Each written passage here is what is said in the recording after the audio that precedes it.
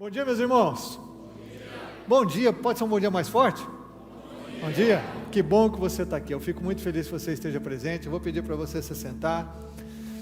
Eu queria dar uma palavrinha aqui antes de começar a mensagem, a segunda mensagem da nossa série em Provérbios. Eu queria fazer um pedido para você. Eu fico muito feliz que você esteja aqui, mas eu queria fazer um pedido. Eu fiz esse pedido há um tempo atrás, mas eu preciso repetir. Eu gostaria muito de pedir para você chegar no início do culto. Nosso culto começa às 10 horas e 30 minutos, irmãos, Então, é muito importante que você chegue antes. Você tem um tempinho para conversar, para tomar um café, mas se você não puder fazer isso, que pelo menos você chegue no horário, porque tem irmão que está vivendo aquele texto bíblico, que Deus habita no meio dos louvores. Você não precisa chegar no meio do louvor, Deus habita no meio dos louvores? Ele habita no meio dos louvores, Ele habita no meio dos louvores do seu povo, mas nós não precisamos chegar no meio do louvor, tá certo?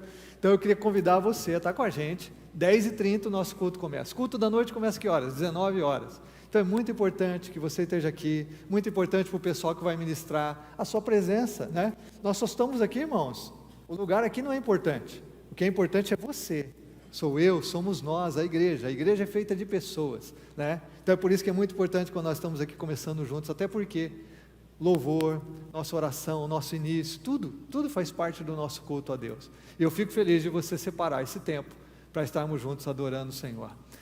Eu queria falar com você então do nosso livro de Provérbios, que é um livro de sabedoria na Bíblia. Nós começamos essa série domingo passado, e eu quero falar com você dessa sabedoria que vem do céu. A sabedoria no livro de Provérbios, ela é extraída do cotidiano, da prática, da vida das pessoas. Mas é claro que os autores do livro de Provérbios, dentre eles, o maior deles foi Salomão, que escreveu a maior parte desse livro, foram inspirados por Deus. E nós temos conselhos muito preciosos.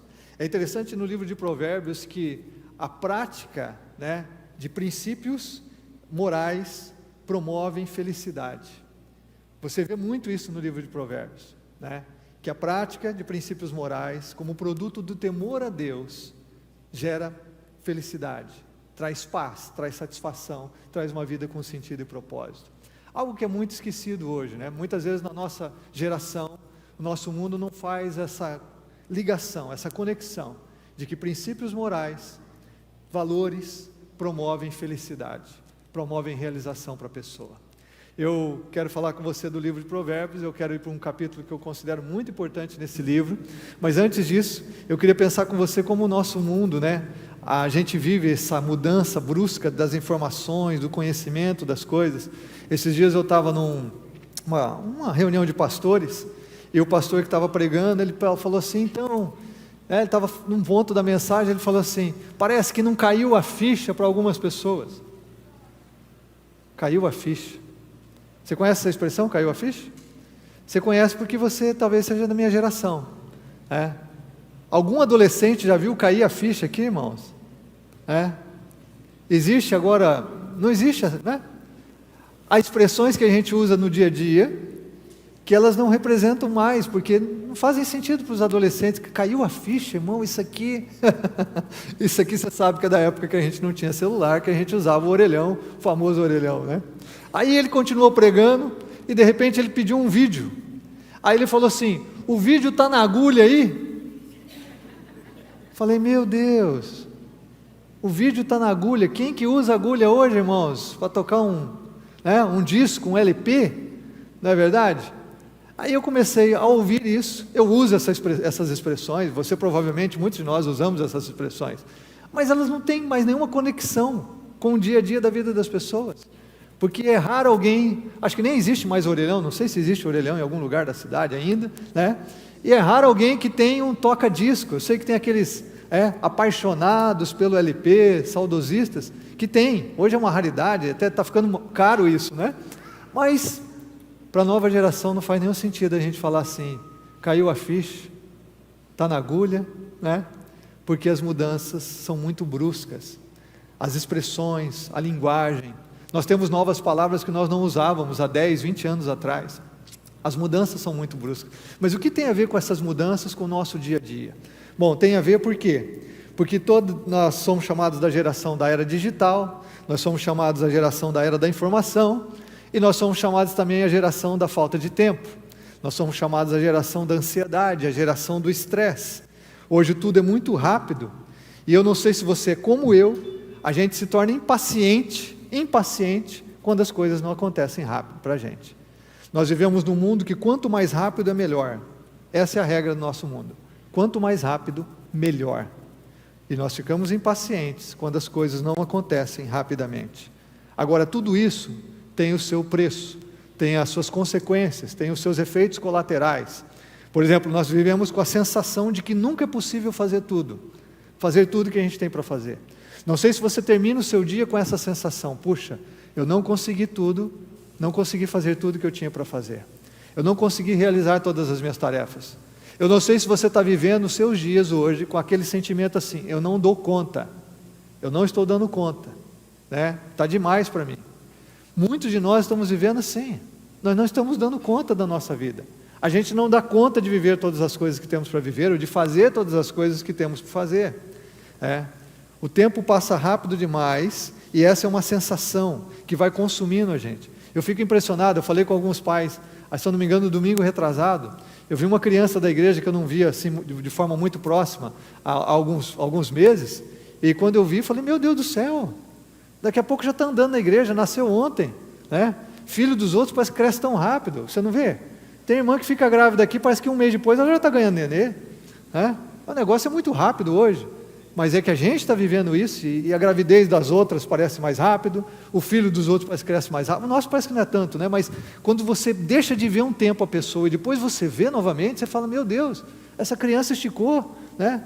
Tomou chá do quê? De bambu? O que aconteceu com essa criança? Meu Deus do céu, porque tudo é muito rápido. Eu não sei se você está sufocado com isso, mas eu estou quase desesperado, irmãos. Nós já estamos no meio de setembro, nós estamos comemorando Natal. Eu sentei com os pastores essa semana para a gente verificar algumas coisas da nossa agenda, do nosso calendário desse ano. A gente teve até que fazer alguns alinhamentos ali. Por quê? Porque a gente olha o ano, e tudo que a gente tinha para realizar, a gente fala assim: meu Deus, nós não vamos dar conta. A coisa aconteceu muito rápido, nós já estamos daqui a pouco comemorando o Natal. E a gente vive essa dinâmica da vida. Alguns chamam de pós-modernidade, outros chamam de segunda modernidade, e nem os historiadores e os sociólogos concordam muito com o tempo que nós estamos vivendo. Que tempo é esse que nós estamos vivendo? Mas é o tempo da rapidez, é tempo de mudanças bruscas, é tempo de vivermos acelerados, e isso tem impacto na nossa vida. Quanto mais a vida exige de nós, mais estressados nós nos tornamos, né? Em procurar dar conta de todos os nossos compromissos. Nessa época em que vivemos, nós somos superestimulados, e nós acabamos pagando um alto preço, físico, emocional, mental e até espiritual. É um preço altíssimo. Quais são as consequências desse tempo que a gente vive, irmãos? Vou mencionar algumas rapidamente aqui. Primeiro, nós temos muita dificuldade em descansar. Hoje nós temos muita dificuldade em descansar. Como nós estamos acelerados e temos esse sentimento que não damos conta de tudo, quando a gente está descansando, a gente tem um sentimento de que a gente está pecando. Às vezes a gente sente isso: puxa, mas eu não posso relaxar. Parece que quando a gente está descansando, a gente está cometendo um mal contra a gente ou contra as pessoas, porque a gente está tão acelerado que descansar parece um pecado, parece um erro, parece que a gente não está aproveitando, otimizando o nosso tempo, que a gente não está maximizando as oportunidades, que a gente não está realizando tudo que tem que fazer, que a gente não está aproveitando o tempo. E eu e você sabemos que descansar é realmente algo essencial para a nossa saúde, o ser humano completo, fisicamente, emocionalmente, mentalmente e espiritualmente. A Bíblia é clara em dizer que, né, na lei do Velho Testamento, que o homem trabalha 6 dias e descansa 1. Hoje eu encontro muitas pessoas aqui na igreja que não tem um dia de folga, não tem um dia de descanso, pelo menos um dia, né? Ou seja, trabalhamos demasiadamente e não temos descanso. Nós não temos descanso, nós perdemos o prazer no ócio criativo, e a gente começa a sentir culpa por descansar, por ter lazer, por não ter nada para fazer, como se isso fosse perda de tempo. E nós precisamos resgatar isso, irmãos, porque essa é uma consequência terrível para a nossa saúde, para o nosso bem-estar, para os nossos relacionamentos. Segunda coisa que a gente sofre de consequência é que nós perdemos a capacidade de apreciar o presente. Como nós estamos correndo o tempo todo, nós não temos tempo para apreciar o que está acontecendo. Porque a gente já está fazendo aqui pensando no amanhã, na semana que vem, no mês que vem. Como eu disse, nós estamos fazendo aqui já pensando no especial de Natal. Nós já estamos pensando, no ano que vem. Né? Nós já temos os planos para o ano que vem, já temos calendário, já coisas formadas já para o ano que vem. Então, o que acontece? A gente não consegue apreciar o presente. A gente está comendo, já aconteceu na sua casa? A gente está sentado para almoçar e a gente começa a conversar assim, o que a gente vai comer na janta? Aconteceu com você isso ou não? Várias vezes lá em casa. E sabe quem que é o primeiro a pensar nisso? Sou eu. A gente está comendo o almoço e eu já estou pensando, amor, o que vai ter de janta? Meu Deus do céu, eu não estou nem apreciando a comida. O que acontece? A gente está vivendo aqui, já pensando ali. Comendo aqui, já pensando na janta, pensando no próximo domingo, pensando, meu Deus, nós estamos perdendo a capacidade de apreciar o presente, porque nós estamos tão focados nos alvos do futuro, alvos futuros, que a gente não consegue curtir as pequenas realizações. Nós estamos comendo agora, vamos saborear isso juntos? Vamos curtir esse momento aqui? Vamos apreciar isso? A gente já está pensando. Quantas vezes durante a semana você está comendo aqui, você já tem que sair correndo, porque daí você tem que talvez pagar alguma coisa pela internet, você tem que encontrar alguém, e você tem que mandar uma mensagem para o WhatsApp para mais alguém, você tem que contactar um cliente, você tem que fazer não sei o quê, tem que buscar o filho na escola, e você não consegue apreciar o momento. Apreciar o momento. Nós perdemos essa capacidade, estamos perdendo, irmãos. Não conseguimos apreciar o momento. A gente não consegue apreciar o momento de sentar juntos no sofá só para ficar junto, sem precisar estar assistindo alguma coisa, sem precisar pensar no problema do dia seguinte, só para a gente estar junto, marido e mulher, segurar na mão, ali, deitar um no colo do outro. A gente perde o momento, a gente não consegue mais pegar um filho no colo e ficar pensando, a gente já começa a pensar, nossa, quando esse menino estiver na faculdade, vai ser, meu Deus, quando não sei o quê, a gente não consegue, porque a gente está demais impactado com essa geração, com esse tempo que nós vivemos. Terceira coisa, é que nós sofremos então com ansiedade, coisas ligadas. Eu não estou falando só da ansiedade comum, todo mundo tem seu nível de ansiedade, a Bíblia é clara nisso, mas uma alta ansiedade. Nós muitas vezes estamos nos tornando obsessivos. Estamos pensando em coisas que não estamos lidando com elas diretamente naquele momento, que está ligado àquilo que eu mencionei no ponto anterior. A gente não consegue apreciar o presente, porque a gente já está ansioso por aquilo que nós vamos viver, por aquilo que vai acontecer, ou que achamos que vai acontecer. Às vezes nós já estamos ansiosos com as possibilidades à nossa frente. Ficamos aflitos só de pensar em algumas coisas que poderiam acontecer, porventura, no nosso futuro. A gente fica aflito. Nossa, mas e a Terceira Guerra Mundial? Está chegando aí. Está chegando aí a Terceira Guerra Mundial. A gente já começa a pensar. Começar a estocar comida. Vou construir um bunker. Eu sei que isso é um extremo, gente. O que eu estou falando só é que a gente começa a perder a capacidade de apreciar o presente. E nós vivemos em aflição. A gente corre demais com as tarefas. E a gente está tão ansioso que a gente começa a cometer mais erros. Você já foi na cozinha pegar um negócio. E quando você chegou lá, você esqueceu o que você foi pegar? Por quê? Porque a gente está tão acelerado e pensando em outras coisas. Aí você pega, abre a geladeira, você olha para a geladeira e fala assim, o que eu ia pegar aqui mesmo? O que eu vim fazer aqui? Por quê? Porque enquanto você saiu da sala para a cozinha, teu pensamento já acelerou e você já saiu daquilo que você tinha para fazer, para ficar pensando na outra tarefa, na outra coisa. Às vezes no trabalho, a gente está conversando com as pessoas, a gente não está ouvindo, porque a gente está tão ansioso com o que vai acontecer depois daquele encontro, daquele conversa, que a gente já está pensando adiante. E a gente está ficando cada vez mais, não é à toa que nós somos chamados a geração do estresse. Quarta consequência é que nós, por tudo isso, temos relacionamentos superficiais. Cada vez mais os nossos relacionamentos são superficiais. Nós não construímos amizades profundas. A gente quer rede de relacionamentos, mas não amizades profundas. Então o namoro é superficial, noivado é superficial, casamento é superficial, relacionamento de pais com os filhos são superficiais, relacionamento com Deus é superficial, porque se nós vivemos tudo isso, nós estamos sobrecarregados, nós não estamos dando conta das coisas, nós não vamos nos aprofundar, nós não vamos nos debruçar, em conversar com uma pessoa, nós não vamos nos debruçar em aprofundar um relacionamento, porque a gente não tem tempo para isso. E é por isso, irmãos, que algo que nem está aqui no meu conteúdo, é que nós vivemos na geração do descartável. Geração do descartável. Somos consumistas de pessoas, descartamos pessoas. Nós vivemos na geração utilitarista, usamos as pessoas e o que acontece é que tudo se torna muito superficial e assim a gente sofre menos. Muitas vezes não queremos aprofundar relacionamentos porque a gente acha que isso, além de que demanda muito tempo, muitas vezes ser uma perda de tempo, na nossa ótica, isso gera mais dor, gera mais conflito. Então é melhor a gente ter relacionamento superficial. Muitas vezes eu sei que há pessoas que frequentam igrejas que não querem relacionamentos. As pessoas gostam de chegar, o culto já começou, gostam de sair antes do culto terminar, porque a gente não quer construir relacionamento. E isso é muito ruim para nós, irmãos, inclusive como igreja, como comunidade.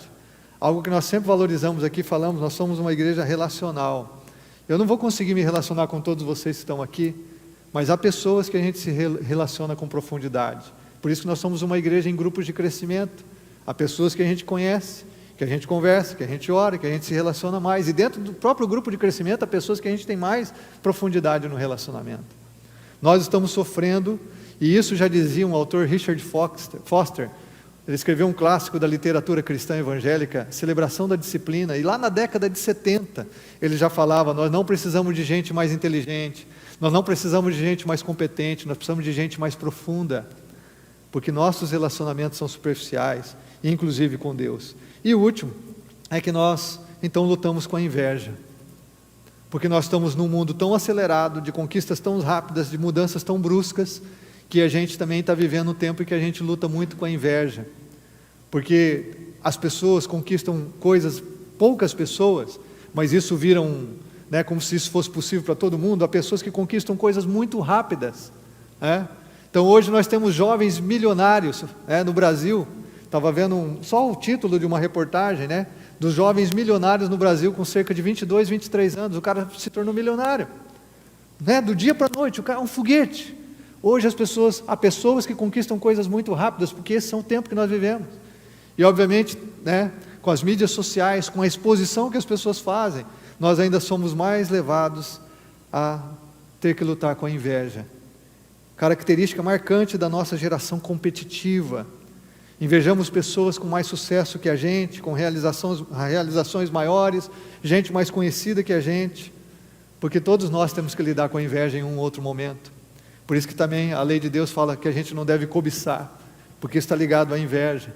Como diz o filósofo John Paul Sartre, ele diz assim, que no fundo nós somos o desejo de ser Deus. No fundo nós somos o desejo de ser alguém além de nós, alguém maior que nós. Essa é a vontade do ser humano. Bom, por que eu estou mencionando isso aqui? Porque, como disse, o livro de Provérbios, ele está ligado ao cotidiano, à vida das pessoas, ao dia a dia. E é interessante que o livro de Provérbios, escrito há milhares de anos, irmãos, é um livro que nós podemos ver que é profundamente atual. E eu quero ler um trecho com você, desses conselhos, que visam permitir que a mim, que a você tenhamos uma vida equilibrada, feliz sob a orientação de Deus. E é importante quando a gente lê Provérbios, que a gente entende que essa sabedoria está ligada à autoridade. A sabedoria pertence a Ele, e essa sabedoria, como eu disse, corresponde entre uma vida moral e felicidade, faz uma conexão sobre isso. A palavra de Deus traz conselhos para nós nos tempos que nós vivemos, em dias confusos e desafiadores como os nossos. Queria pedir para você abrir a sua Bíblia em Provérbios 3, se você quiser, liga o seu smartphone, abre a sua Bíblia, para você riscar aí, você acompanha comigo aqui também na projeção. É um texto conhecido, Provérbios capítulo 3, mas eu espero que você que conhece, que o Espírito de Deus renove no seu coração, você que não conhece, que você guarde muito bem esse texto. Provérbios capítulo 3, Salomão afirma o seguinte: confie no Senhor de todo o seu coração, e não se apoie em seu próprio entendimento. Reconheça o Senhor em todos os seus caminhos, e Ele endireitará as suas veredas. Não seja sábio aos seus próprios olhos. Tema o Senhor e evite o mal. O verso 8 ele completa dizendo o seguinte: isso lhe dará saúde ao corpo e vigor aos ossos. Isso lhe dará saúde ao corpo e vigor aos ossos. Quero voltar ao slide anterior, porque aqui nós temos algo que é muito comum na literatura de sabedoria, que nós vemos aqui a questão de um paralelismo nos textos, nos versos. Por exemplo, quando você olha ali o verso 5, confie no Senhor de todo o coração, ele está fazendo um paralelo com o verso 7, não seja sábio aos seus próprios olhos. Quando você olha ali no verso 5, não se apoie em seu próprio entendimento, ele está fazendo algo correspondente no verso 7, teme o Senhor e evite o mal. Então, normalmente o autor dos livros de sabedoria, eles usam muito esses paralelos, não para falar algo que é redundante, para chover no molhado, mas para colocar coisas muito semelhantes que se fortalecem, coisas muito semelhantes que trazem, nos ajudam a compreender o todo do que ele está transmitindo. Então há uma genialidade nesse tipo de literatura, porque ele faz afirmações relacionadas que não são redundantes. Então, como nós vemos aqui, confiar em Deus de todo o coração, no verso 5, não é a mesma coisa do verso 7, não ser sábio aos seus próprios olhos. Parece que é a mesma coisa, mas não é, só que elas se completam. Nós não podemos confiar em Deus de todo o coração, que diz o verso 5, se a gente for sábio aos nossos próprios olhos, como diz o verso 7. Então, os paralelos aqui são muito ricos, e eu queria então destacar algumas coisas nesse texto, nesse texto que eu queria dividir com você, que você pudesse guardar e viver todo o plano de Deus para você nos dias desafiadores que a gente tem. Então, eu fiz duas perguntas para o texto aqui, principais. Primeiro é o que devemos fazer. O que o autor aqui está dizendo? O que a gente deve fazer para viver a vida, para enfrentar os desafios, os tempos confusos que vivemos? Primeira coisa, pegando as próprias frases do texto, ele diz: confie no Senhor de todo o coração. Confiar no Senhor de todo o coração. Confiar traz o aspecto de descansar, de depender, algo que nós abominamos, porque nós queremos ser autônomos de Deus, autônomos das pessoas, nós não queremos depender de ninguém. Como eu disse, o âmago do nosso coração é que nós queremos ser Deus da nossa própria vida. Então confiar é algo muito difícil para a gente. A questão do confiar remete também ao fato de que eu descanso, o que é contrário a toda essa loucura que a gente vive, toda essa rapidez, todo esse esforço que a gente faz e toda a energia que nós gastamos para dar conta de todas as coisas. Mas é o que Salomão nos lembra aqui: confie no Senhor de todo o coração, porque quem confia depende, e quem confia descansa. Então, isso traz um alento para os nossos dias, isso traz alento para o nosso coração, a nossa alma. Você está lidando com uma situação em que você não tem o que fazer, você está lidando com uma situação que você se defronta com seus limites, com a sua finitude, e aí o que você vai fazer? Confia no Senhor. Você elimina o estresse, a preocupação, a ansiedade, o peso, a culpa, se você confiar no Senhor. Situações do dia a dia, coisas que eu vou começar o dia, eu sei, Senhor, eu já estou começando o dia com a agenda lotada, eu tenho mais coisa para fazer do que eu dou conta, mas eu confio no Senhor, eu confio na Tua presença comigo, eu confio que o Senhor vai me ajudar a otimizar o tempo, eu confio que o Senhor vai trazer direção nas questões que surgem durante o dia, eu confio em Ti. Confiança. A confiança é o antídoto para essa ansiedade, para essa preocupação. A confiança é realmente um antídoto para esse estresse que nós vivemos, para o nosso adoecimento emocional, físico, porque nós somatizamos tantas coisas. A confiança em Deus, porque quem confia descansa, repousa. Eu gosto do salmista no Salmo 131, que ele diz assim: eu sou como uma criança recém-amamentada no colo da minha mãe. Você já viu uma criança recém-amamentada no colo da sua mãe? Eu lembro quando os nossos filhos mamavam no peito da Andréia, porque mamava, suava, depois descansava, chegava a escorrer assim no canto da boca, assim, aquele leitinho, Você acha que aquela criança estava preocupada? Estressada? Ansiosa se ia ter leite para mamar dali algumas horas? Não. E o salmista diz assim: eu sou como essa criança recém-amamentada no colo da minha mãe. Confio. Quantos de nós, irmãos, eu preciso isso todos os dias, mas quantos de nós precisamos renovar a nossa confiança em Deus? Restaurar a nossa confiança em Deus. Aqui é interessante que ele fala: confie de todo o coração. Todo o coração. todo o coração. Eu me lembro de um professor que eu tive, Dennis Kinlaw, e ele conta uma história que Deus pediu para ele entregar uma área muito importante da vida dele, que ele estava muito ansioso, muito preocupado. Deus falou: entrega para mim, Dennis. E ele entregou. Ele entregou em oração, dobrou o joelho, e aí ele entrega para Deus. Mas algum tempo depois, ele ouviu Deus falando assim: Dennis, ele falou: pois não, Senhor, o que são esses dedos segurando aquilo que você entregou para mim? O que são esses dedos naquilo que você entregou para mim? Você entregou e continua segurando. Deus falou claramente com ele sobre isso. Ele conta essa história. O que são esses dedos naquilo que você entregou para Deus? Sabe como um judeu adorava a Deus? E aqui essa palavra confiar tem essa raiz no hebraico. E como nós cristãos podemos e devemos adorar a Deus, é claro que é muito mais uma atitude do coração. Mas o judeu, você vai se prostrar e você vai colocar o rosto em terra. A palavra no hebraico traz esse sentido também. É alguém que se prostra diante de Deus, e nessa posição você está completamente indefeso, você não pode se proteger contra um inimigo, alguém que te atacar. Você está confiando totalmente em Deus, ao se colocar assim diante dele. E esse é um contexto dentro da cultura hebraica. Quando nós adoramos a Deus, quando nós nos prostramos diante de Deus, estamos confiando nele. É claro que não adianta eu me prostrar diante de Deus fisicamente se o coração não confia. Mas essa é a ideia, é que a gente não está preocupado se alguém vai nos atacar, a gente não está preocupado se a gente está indefeso, porque a gente está confiando em quem? Em Deus. Nós estamos adorando a Ele, nós confiamos nele. Quantos casados tem aqui? Levanta a mão quem é casado aqui, deixa eu perguntar para você aqui, vou fazer uma pergunta para você. Até quem é noivo, namorado. Se o teu cônjuge chegar para você e falar assim: olha, eu quero dizer para você que eu sou 99% fiel a você. 99%, estou quase lá. Como que você ia reagir? Sou 99% fiel a você. Isso vale? Se a gente chegar diante de Deus e disser: Deus, eu sou 99% fiel a Ti. Eu confio 99%. O autor está dizendo assim: confia no Senhor de todo o coração. Todo o coração.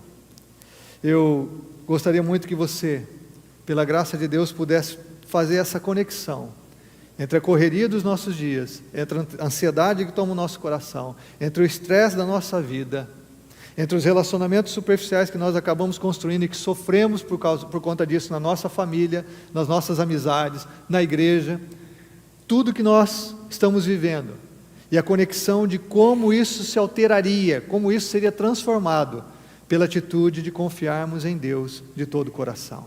Segunda coisa que ele diz aqui é: reconheça o Senhor em todos os seus caminhos. Reconheça o Senhor em todos os seus caminhos. Todo caminho, em todo momento, em todo tempo. Literalmente aqui a palavra também é saber. Traz a ideia de que reconhecer não é assim: eu reconheço que Deus, Ele coordena todas as coisas, Ele é o grande arquiteto do universo. Essa baboseira aí. Não, não é isso. O reconhecer aqui é você conhecer Deus. A ideia do reconhecer aqui tem, o sentido é de ter consciência de, comunhão com. Essa é a ideia. Reconhecer Deus significa que eu tenho consciência dEle comigo, da presença dEle comigo em todos os caminhos, eu tenho comunhão com Ele em todos os caminhos, em tudo que eu estou fazendo, que Deus realmente está comigo, eu o reconheço, eu vejo a sua mão, eu sei que Ele está trabalhando em mim, através de mim, eu vivo com essa consciência em comunhão com. É isso, reconhecer Deus em todos os seus caminhos. Perguntas aqui para nós: você tem consciência da presença de Deus em tudo que você faz? Você tem comunhão com Ele em todos os seus caminhos, todas as atividades? Onde você está? Você consegue discernir e identificar o trabalho de Deus nas áreas da sua vida? A gratidão no coração, porque a gente reconhece Deus em todos os caminhos. A gente tem consciência dEle, a gente tem comunhão com Ele. Seria por isso que Paulo diz em 1 Coríntios 10:31, irmãos, quer a gente coma, a gente beba ou faça qualquer outra coisa, que a gente deve fazer tudo para a glória de Deus. Essa consciência de que Deus está o tempo todo conosco, em todo o caminho. Por isso não importa a atividade que nós estejamos fazendo, tudo é para a sua glória. Seria por isso também que Paulo também escreveu que a gente deve dar graças a Deus em todas as coisas. por todas as coisas. Por quê? Porque a gente reconhece o Senhor em todos os caminhos. Terceira afirmação aqui, o que nós devemos fazer? É tema o Senhor e evite o mal. Já falamos do temor do Senhor no domingo passado. O temor do Senhor é o princípio da sabedoria, Provérbios 1:7. Todo o livro de sabedoria de Provérbios e na Bíblia está relacionado ao temor de Deus. E temor não significa medo, mas é respeito, é reverência, é consideração, é admiração, é assombro diante da grandeza, diante de quem Ele é. Isso é temor. Eu fico tão assombrado com quem Deus é, ao conhecê-lo, conhecer seus atributos, a sua grandeza, a experimentar o seu agir, que isso gera temor, um respeito, uma reverência santa, que me leva, que me move, que me impulsiona a querer adorá-lo, a querer a obedecê-lo, a querer honrá-lo com a minha vida. Por isso que na Bíblia, irmãos, temer a Deus está ligado a evitar o mal.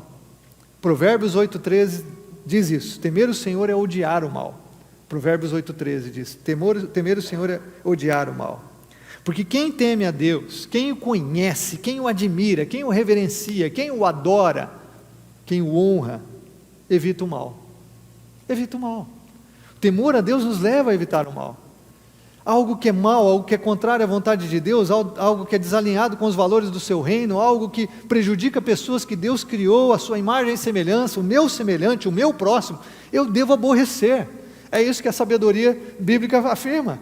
Eu aborreço isso, não é só de evitar, mas eu realmente tenho ódio do mal. E eu quero que você entenda que Deus abomina o mal. Provérbios tem o texto que Deus diz assim, que Ele aborrece 6 coisas, mas a 7ª Ele abomina. Ou seja, Ele odeia. Deus realmente odeia o pecado, porque o pecado impede cada ser humano de viver o melhor dele para a vida dessas pessoas que Ele ama. Deus odeia o pecado na minha vida e na sua vida. E quando a gente teme a Deus, a gente odeia o mal que nos separa de Deus e das pessoas e que nos impede de viver o que Ele tem. A pessoa que teme a Deus, irmãos, olha o que o texto está dizendo, ela evita o mal. Uma pessoa que teme a Deus não flerta com o mal, não dialoga com o mal, não racionaliza o mal, não justifica o mal no seu coração. Começamos a achar justificativas para fazer o mal, para aquilo que prejudica a nós, prejudica as pessoas, que prejudica o plano de Deus na nossa vida. Não, quem teme a Deus não fica flertando, dialogando, eu vou experimentar o mal. Não preciso experimentar o mal é mal. E a síntese na Bíblia do que é mal é aquilo que te afasta de Deus. Então há coisas que não são intrinsecamente más, que não são maldade por si só, mas se elas estão me afastando de Deus, da fonte de toda a boa dádiva, de todo o dom perfeito, o Pai das luzes, aquele que é fonte de todo o bem, então isso está se tornando mal para mim. Quem teme a Deus evita o mal. Então ele nos fala aqui de 3 coisas, irmãos, que nós devemos fazer: confiar a Deus de todo o coração, reconhecer o Senhor em todos os caminhos, temer o Senhor e evite o mal. Como essas coisas estão paralelas às coisas que nós não devemos fazer? Então o que não fazer? Eu tenho aqui as coisas que eu tenho que fazer nos meus dias, para uma vida com sentido, propósito, realização, saúde. Agora, o que eu não posso fazer, o que eu não devo fazer? Então ele faz aqui o conteúdo paralelo. Ele diz, não se apoie no seu próprio entendimento. Não se apoie no seu próprio entendimento. Confiar no Senhor de todo o coração está em oposição à atitude de apoiar no próprio entendimento. E apoiar significa depender. Ou seja, o que o Salomão, o sábio, inspirado por Deus, está colocando aqui é: não dependa da sua própria capacidade. Não dependa da própria capacidade. Não depende do seu entendimento, da sua competência. Não dependa de você. Ou seja, dependa de Deus. Por isso confie nele. Não dependa de você. Por quê? Porque todos nós somos finitos. Porque todos nós somos limitados. Nós não conhecemos todas as coisas. Nós não podemos todas as coisas. Nós tivemos esses dias com o pastor Carlos Macord, eu mencionei numa outra mensagem nisso, e ele faz uma oração que ele fala que ele faz toda manhã. Ele diz assim: Deus, tu és, eu não sou. Tu tens, eu não tenho. Tu podes, eu não posso. Tu sabes, eu não sei. Toda manhã ele diz que fala isso para Deus. Deus, é o Senhor, eu não sou. Eu não sou. O Senhor conhece, sabe, eu não sei. O Senhor tem, eu não tenho. O Senhor pode, eu não posso. É essa consciência de que eu não posso me apropriar ou depender do meu próprio entendimento.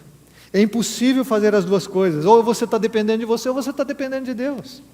Ou nós dependemos da nossa capacidade, ou dependemos do poder de Deus, do amor de Deus, da presença de Deus com a gente. É impossível fazer as duas coisas. E aí as perguntas que vêm ao meu coração, sempre, irmãos, e eu quero compartilhar com você, de quem que eu estou dependendo no que eu estou fazendo? Eu estou pregando aqui, de quem eu estou dependendo? Do que eu estudei, do que eu preparei, do que eu conheço? Ou estou dependendo de Deus? Me lembro de uma história em que o camarada era muito sábio, muito inteligente, na verdade, muito conhecimento durante o período do seminário, versado nas línguas originais, assumiu uma igreja, né? E ele vai pregar seu sermão diante da igreja, e ele foi tão confiante, porque era um cara tão inteligente, saiu tão bem no seminário teológico, o cara foi pregar. Mas quando ele se colocou diante da congregação, ele se perdeu nas palavras, nos pensamentos que ele havia preparado, no conteúdo que ele havia preparado, e ele começou, né, a gaguejar. Ele foi tomado ali de um senso de incapacidade, que ele terminou rapidamente o sermão e foi sentar. E isso ficou notório para todas as pessoas. Uma irmã chegou nele depois do culto e disse assim: pastor, se o senhor tivesse subido no púlpito do jeito que o senhor desceu, a mensagem tinha sido diferente. O senhor não estaria saindo assim. Se ele tivesse subido no púlpito do jeito que ele desceu, humilde, quebrantado, dependente de Deus. Pensa nas situações que a gente está envolvido. Às vezes eu e você estamos nos apoiando no nosso entendimento, estamos fazendo as coisas na nossa força, na nossa capacidade, e a gente se quebra, a gente é humilhado, a gente é frustrado, a gente é decepcionado, a gente se machuca, a gente se fere. E isso cabe para essas situações. Se você tivesse entrado nesse projeto com a atitude do jeito que você está saindo, provavelmente tudo seria diferente. Se você tivesse entrado nesse relacionamento do jeito que você está saindo, provavelmente seria diferente. Se você tivesse entrado nesse projeto pessoal do jeito que você está saindo dele, provavelmente seria diferente. Muitas vezes nós entramos num relacionamento dependente da nossa capacidade, do nosso conhecimento, da nossa habilidade. Tomamos decisões com base na nossa capacidade. Começamos projetos com base na nossa capacidade.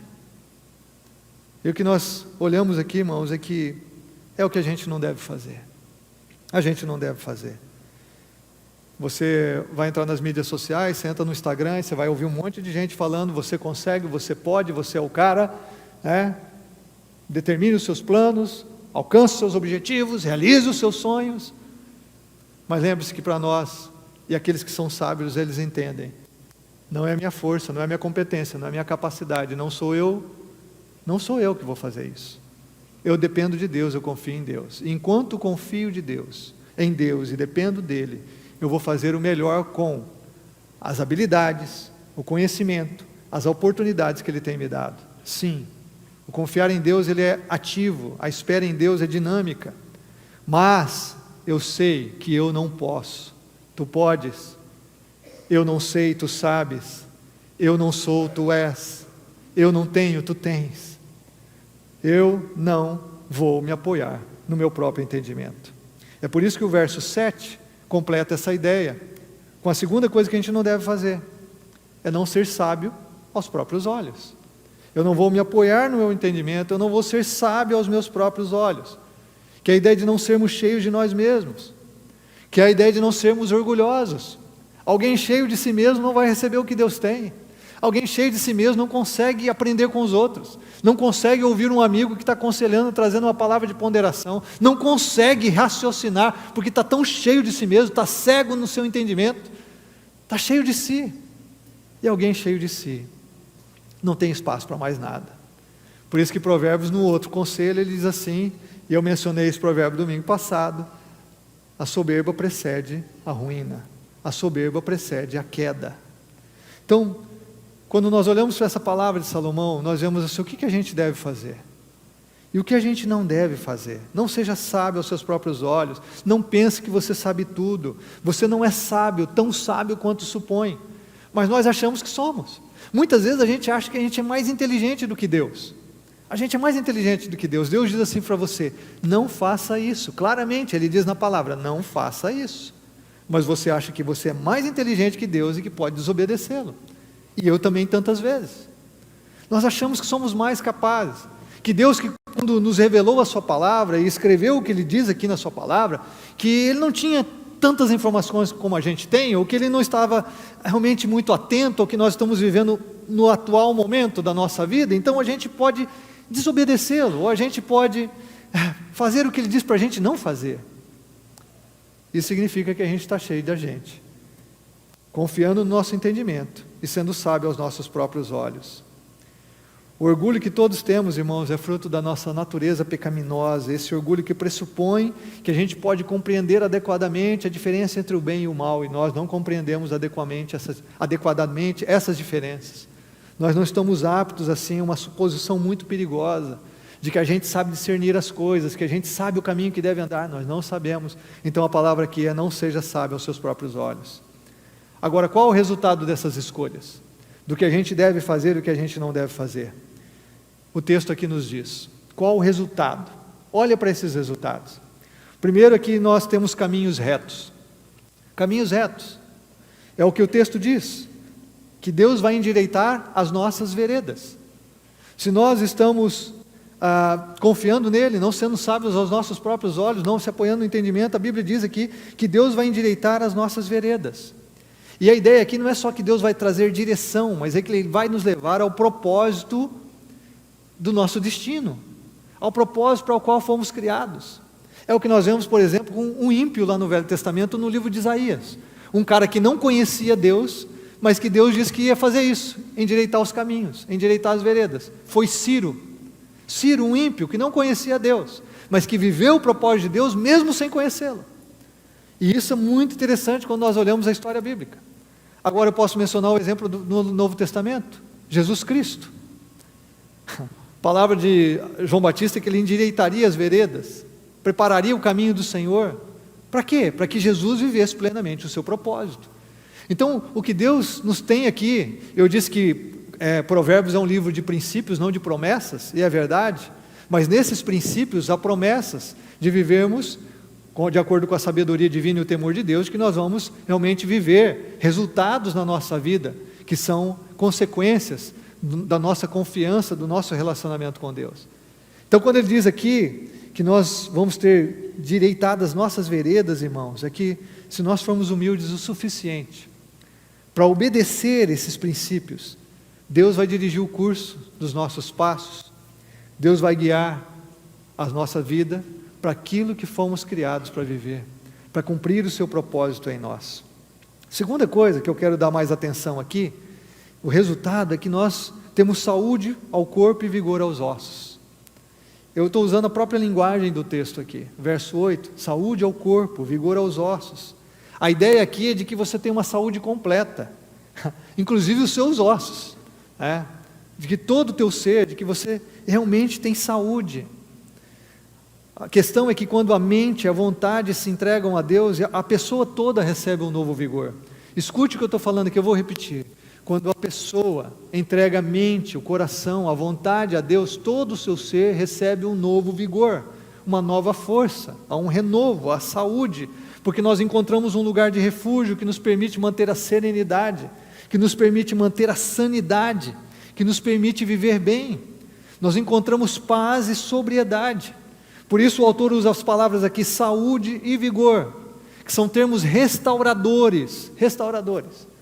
Ele usa isso, irmãos, porque Salomão aqui, que era um pai experiente também, conhecia a violência feita à alma pela prática do mal e a tentação do mal. Ele sabia que um coração tranquilo dá vida à carne, mas a inveja faz apodrecer os ossos, conforme ele menciona em Provérbios 14:30.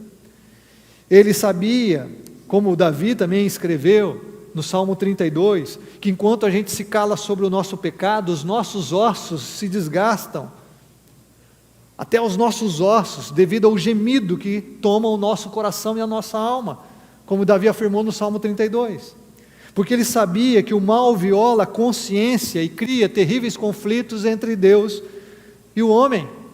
Nós nos colocamos em conflitos com Deus, quando o mal assola a nossa consciência. Porque Salomão, como ele diz aqui no próprio capítulo 3, no verso 2, ele quer que o seu filho e todos os seus leitores experimentem a paz, ou que retornem a essa paz depois de terem se desviado para o mal.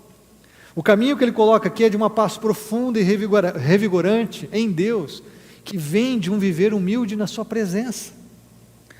A questão, irmãos, é que a gente precisa reconhecer que nós não somos deuses. Nós não somos deuses.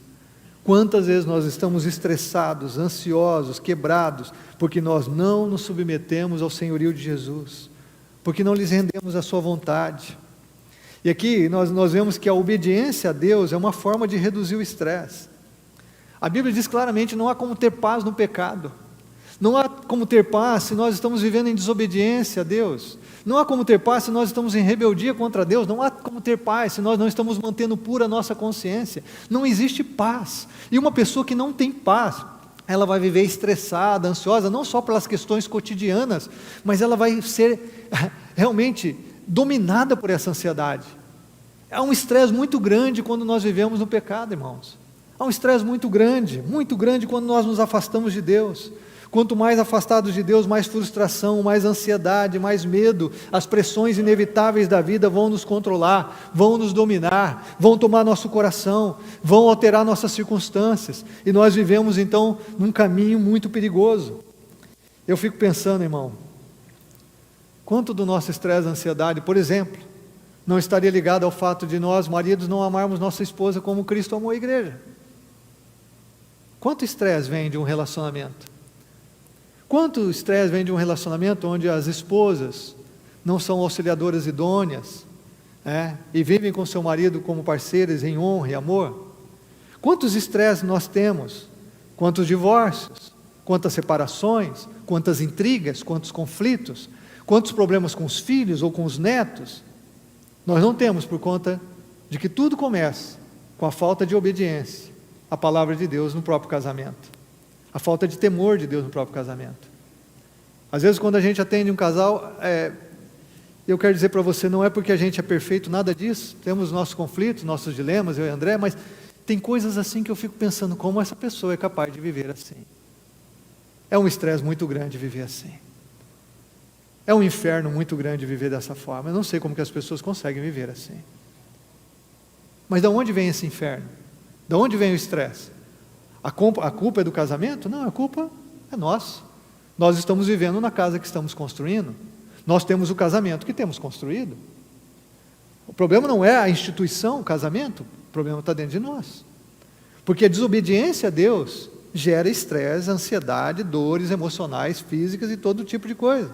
E a tensão que passa a permear os filhos que vivem nessa casa? E o que os filhos vivem quando eles são desobedientes aos pais e desobedientes a Deus? Quando eles ignoram os princípios de disciplina bíblica? O que os filhos vivem? E quando a gente está mentindo, enganando os outros? Você já parou para pensar quanta energia mental, psíquica, emocional um mentiroso tem que usar para viver suas mentiras? Você já parou para pensar qual é o desgaste de alguém que vive enganando os outros? Desgaste, como é uma miséria, como é uma prisão, como é uma escravidão de si mesmo. O estresse, a falta de saúde no corpo e vigor nos ossos, também, irmãos, vem do desejo da gente ser aquilo que a gente não é. Quantos de nós queremos ser aquilo que não somos? Quanto de energia nós gastamos para a nossa própria autopromoção ou de procurarmos ser quem Deus não nos fez para ser? Porque a gente quer imitar alguém mais, porque a gente quer ser alguma outra pessoa, aquilo que nós não fomos criados para ser, porque a gente está vivendo uma vida que não é nossa. Em outros casos, porque a gente está vivendo uma vida muitas vezes que nos foi imposta, as expectativas da família, as expectativas de outros, nós estamos aprisionados nas demandas de alguém que nos colocou um peso muito grande sobre algo que nós não nascemos para ser, ou não queremos viver aquilo. Que estresse, que miséria! Quantas pessoas no esforço de atingir o sucesso, a fama, a riqueza, correm riscos desnecessários, tomamos decisões apressadas, ignoramos recomendações recebidas, ignoramos os princípios de sabedoria que Deus deixou tão claros para nós na sua palavra, ignoramos a própria ação do Espírito Santo em nos alertar, a própria presença de Deus. Você concorda comigo que esse tipo de comportamento aumenta demasiadamente o nível de estresse, aumenta demasiadamente o nível de ansiedade, de preocupação, de doenças emocionais na vida das pessoas? Você concorda comigo Que quando uma pessoa vive no centro da vontade de Deus, confia nele, não no seu próprio entendimento. Que quando uma pessoa humildemente segue o seu Criador, aquele que lhe dá de graça todas as coisas em Cristo, conforme Romanos 8,32, quando uma pessoa vive assim, que ela não precisa demandar uma força e energia de buscar em si mesmo saídas para os seus problemas, de buscar em si mesmo vitória para as suas derrotas, de buscar em si mesmo a solução para as questões profundas que existem na sua alma. Você entende o que nós temos aqui no livro de Provérbios? Como isso é curador, como isso é libertador. Por isso esse trecho ele termina no verso 8. Você vai encontrar saúde para o corpo, você vai encontrar vigor para os seus ossos, você vai encontrar saúde para as suas emoções, você vai encontrar paz para a sua alma, paz para o seu coração. Não importa a geração, as pessoas na época de Salomão viviam também seus medos, seus dramas, suas dores.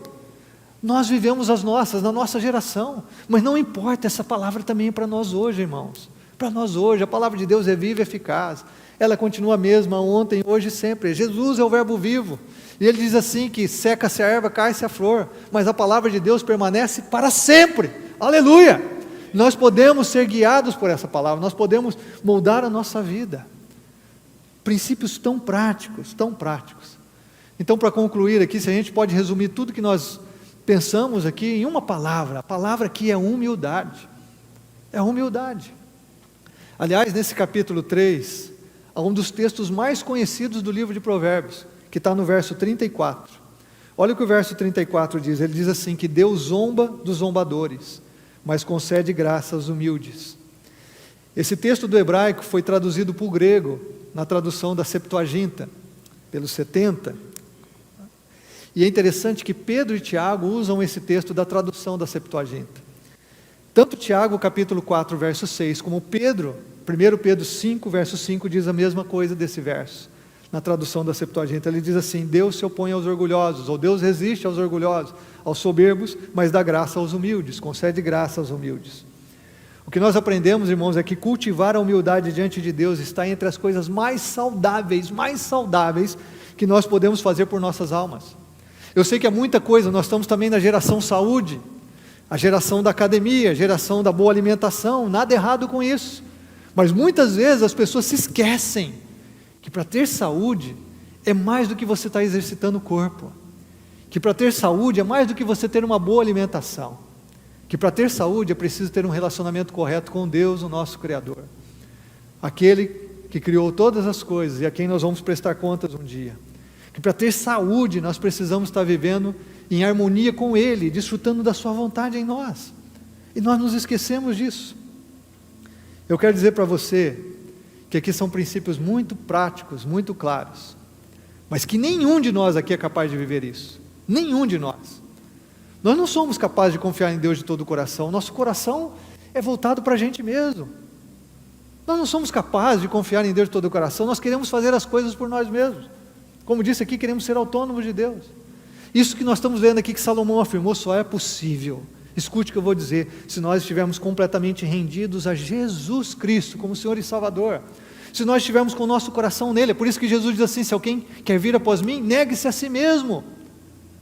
Nenhum ser humano vai viver isso que Salomão disse, a menos que Jesus seja o centro da sua vida, a menos que Jesus esteja realmente sentado no trono da sua existência, a menos que Jesus tenha recebido o seu coração, que o seu coração esteja rendido a Ele, que o seu coração esteja prostrado diante dEle, como nós cantamos aqui, a menos que Jesus esteja reinando na nossa vida, irmãos, porque só Jesus revela a grandeza do Pai, e só quando conhecemos a grandeza do Pai, podemos confiar de todo o coração nele, porque só Jesus é que nos dá um novo coração, que não desconfia, que não duvida, que não é incrédulo, que entendeu? Não tem maquinações, que não resiste a depender de Deus por completo. É só Jesus que pode nos dar um coração assim, é só Jesus que pode nos dar a fé que confia, e a gente não precisa orar, Deus me dar mais fé, mas a gente precisa de Jesus, reina mais na minha vida, enche-me da tua própria presença. Quanto mais de Jesus, mais fé, Ele é o autor e consumador da nossa fé.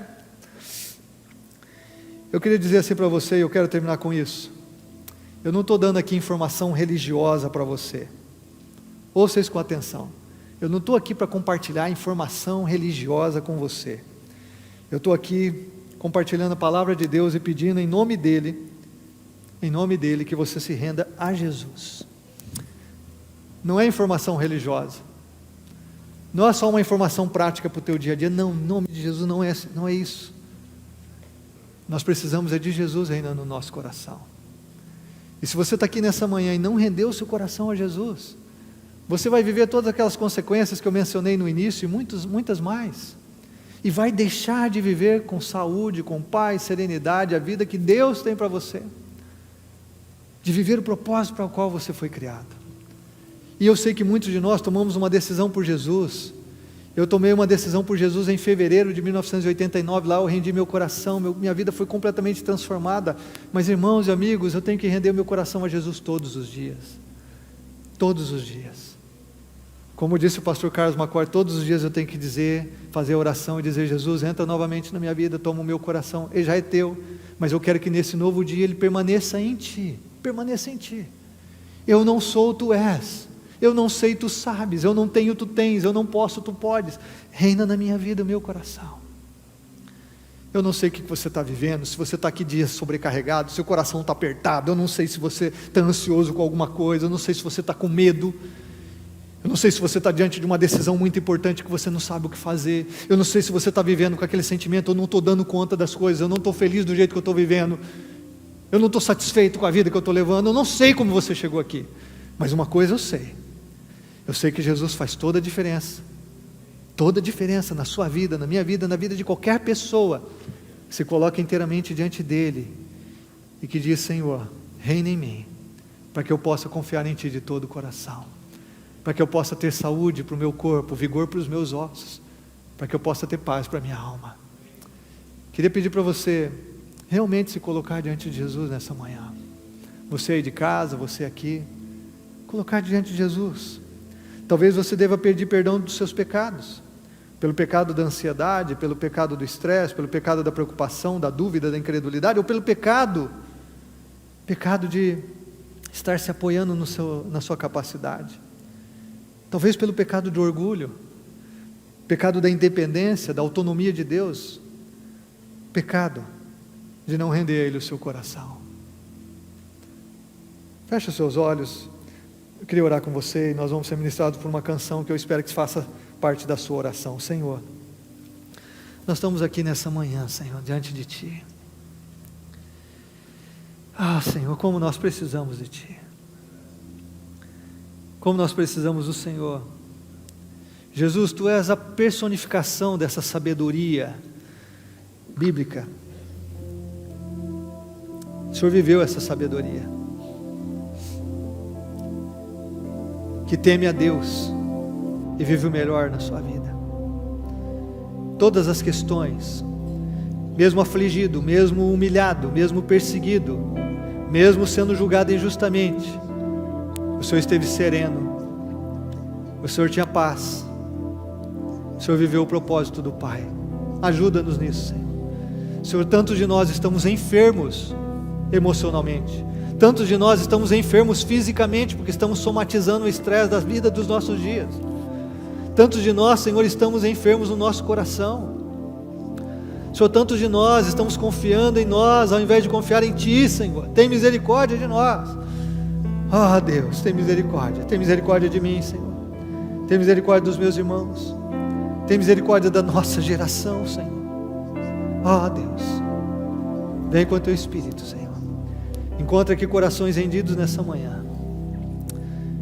Que nenhum de nós possa sair daqui confiando em nós mesmos, mas confiando somente no Senhor de todo o coração. Queremos nos colocar em Teus braços, Senhor, nessa manhã. Em nome de Jesus. Em nome de Jesus.